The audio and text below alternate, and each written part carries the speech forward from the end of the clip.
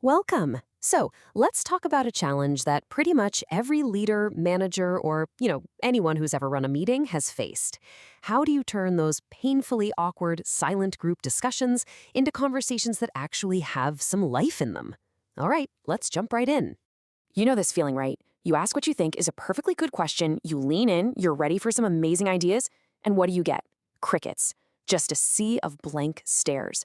It's that sinking feeling where a great discussion just dies before it even has a chance to start. And hey, even when people do start talking, we often fall into this other trap. We become the ping pong leader. The conversation just bounces back and forth between you and one person, then you and another person. What we're really after is a true group discussion where everybody is talking to everybody and ideas are connecting all over the room. So, the big question is, how do we get there? How do we break that initial silence and get out of that ping pong trap for good?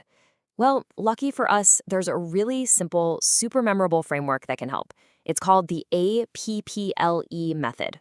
The best way to think about APLE is as a rhythm. It's a practical, in-the-moment tool you can use to guide a conversation from feeling flat and stale to feeling fantastic. And the best part is, it's easy to remember when you're on the spot. So, the method itself breaks down into 5 really simple steps, one for each letter. That's ask, pause, probe, loop, and extend. Let's dig into what each of these actually means and, more importantly, how you can use them. We're going to walk through this whole thing letter by letter, starting with the one that kicks the whole process off. So first up, A is for ask. Simple enough, right? This is just the starting gun. You kick off the discussion with a clear question. It doesn't have to be the most brilliant question ever asked. It just has to be an easy way for people to get into the conversation. Now, this right here is absolutely key. You have to adopt this mindset. Your goal is not to ask some profound, earth-shattering question. Nope. Your goal is much simpler. Just get the first voice in the room. That's it. That's the only job for this first step. Okay, and here it is. This is the moment where so many of us mess up immediately. The first P stands for pause. After you've asked your question, you have to fight every single instinct in your body that's telling you to fill the silence. Seriously? This is a discipline. You have to silently count to 5.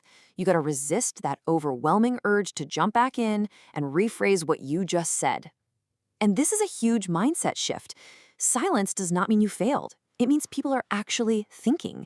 You have to give them the space to do it. All right, let's move to the next P and see how this all builds. So, someone finally breaks that silence and gives you an answer. Your next move is to probe. And what that means is you stay with that first person. You don't immediately look for the next hand in the air. Don't just tick the box and move on. Get curious. Ask something really simple like, that's interesting. What makes you say that? Or, can you expand on that a little bit? The goal here is to give some depth to that very first comment, to show that you're actually listening and that their contribution matters. Okay, so you've asked, you've paused, you've probed to get a deeper first answer. Now comes the magic. This is the step that absolutely kills the ping pong game. L stands for loop. Now it's time to bring everybody else into the conversation. What's so great here is how active this step is. You take that initial thought, the one you just deepened, and you bounce it to the rest of the group. You ask, so what do the rest of you think about what she just said? Or you can even gently pounce on some of the quieter people by saying, hey, for anyone who hasn't spoken yet, what would you add to that idea? And finally, we get to E, which is for extend.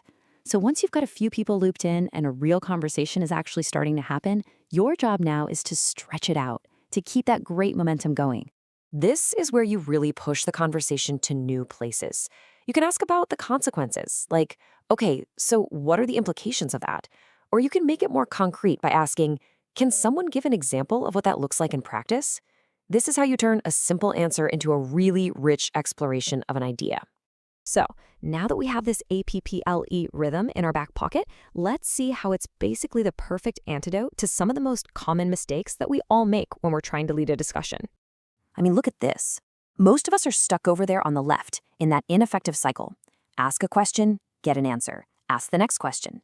It's just a transaction. But the APPL cycle is totally different. It's a living, breathing loop. You stay with a single question, and you explore it from all angles before you even think about moving on. And this just lays it out so perfectly. If you're the nervous talker, the person who just can't stand silence, your medicine is to pause. If you're the interrogator who's just firing off one question after another, you need to learn how to probe. And if you're stuck as that ping pong leader, bouncing back and forth, your escape hatch is the loop. So when you really boil it all down, this isn't just a series of mechanical steps to memorize. The APPLE method is actually about a pretty fundamental shift in how you think about your role as a leader.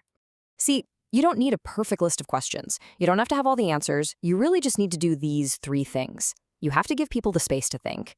You have to stay genuinely curious about what they have to say. And you need to focus all your energy on drawing people out instead of trying to put information in. And that really brings us to the single biggest takeaway of this whole thing.